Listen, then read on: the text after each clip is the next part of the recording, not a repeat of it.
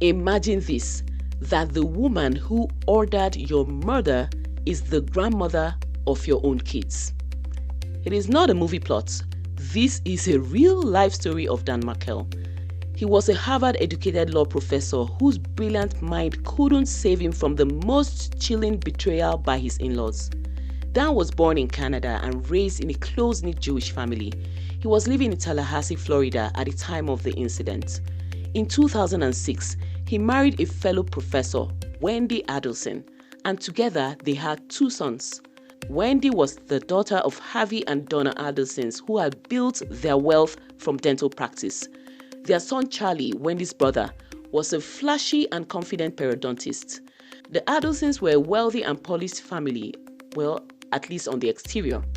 By 2012, Dan and Wendy's relationship had gone from power couple to courtroom regulars. And one day, while Dan was away, Wendy packed up the kids and a lot of their property and moved out of their home. She left divorce papers neatly laid on the bed for Dan. Part of what Wendy wanted in the divorce was to move with the kids to South Florida to be near her family. But Dan refused, and the judge backed him up and granted 50-50 custody, plus a legal order that says Wendy couldn't take the kids out of Tallahassee. And from there, it was war. Endless court filings and arguments about everything and anything. To the Adelsons, especially Grandma Adelson, it was totally unacceptable. Donna wanted her daughter and her grandkids close to her. In her eyes, Dan wasn't family, he was an obstacle. So she tried to throw some money at the problem. She coerced Wendy to offer Dan $1 million to let her move. But Dan refused because it was not about money for him. He really wanted to be in his kids' lives. Now you'd think a woman obsessed with keeping her own kid close would understand this concept, but apparently not. When that failed, Donna suggested a different tactic. She told Wendy to raise the boys in the Catholic faith, knowing how deeply Jewish Dan was and how deeply that would hurt him. And it did. By 2012, the legal battles were endless. Dan accused Wendy of hiding assets and taking a family heirloom, a ring from his great aunt who was a Holocaust survivor. She filed to limit Donna's time with the kids after she allegedly spoke badly about him to them. Now for Donna, that was the breaking point. How dare the actual father of the children think he should decide who's around them? The audacity of Dan. And that's when the switch flipped. The Adelsons went from annoyed in-laws to full-blown murder planners. If Donna couldn't move her daughter and grandkids back home, then Donna was going to remove the problem altogether. And so enters Charlie Adelson, Wendy's brother. He was the family's problem fixer and he had connections. His girlfriend, Catherine Magbanua, knew people who could handle problems.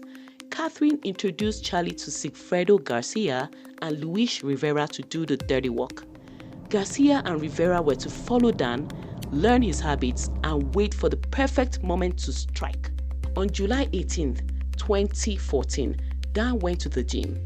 He comes home and parks in his garage. While he was still sitting in his car, Garcia and Rivera pull up, and Garcia fired 2 shots into the car in broad daylight.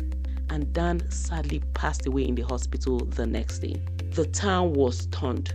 Who would want a respected professor dead? Investigators quickly went to work, started piecing the puzzle together.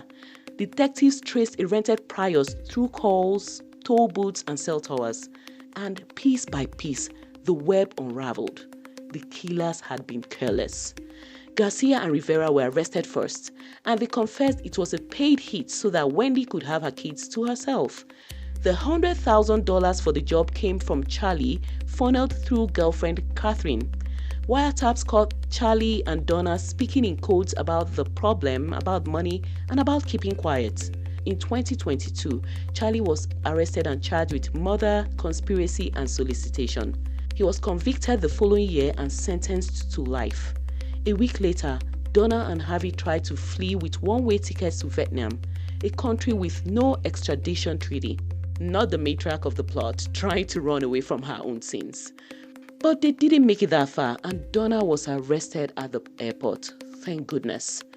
In 2025, she was found guilty of orchestrating Dan's murder, and the 75-year-old grandma is now behind bars. And then there's Wendy, the beneficiary of it all. She maintains her innocence. She insists she has nothing to do with the plot and that she was as blindsided as everyone else. But the public doesn't think so. She has testified in multiple trials under limited immunity, and till date she has not been charged with any wrongdoing, and she walks free. She got what her family wanted: full control, a new life, and her children. Dan Markel Story is a sad one. It's about how family ties can sometimes strangle the very people they were meant to protect. His only crime was wanting to be a present father to his children. Now, do you think Wendy was just an innocent bystander as she claims? Or was she involved with the plot to get rid of Dan from the very start? Let me know your thoughts in the comments section.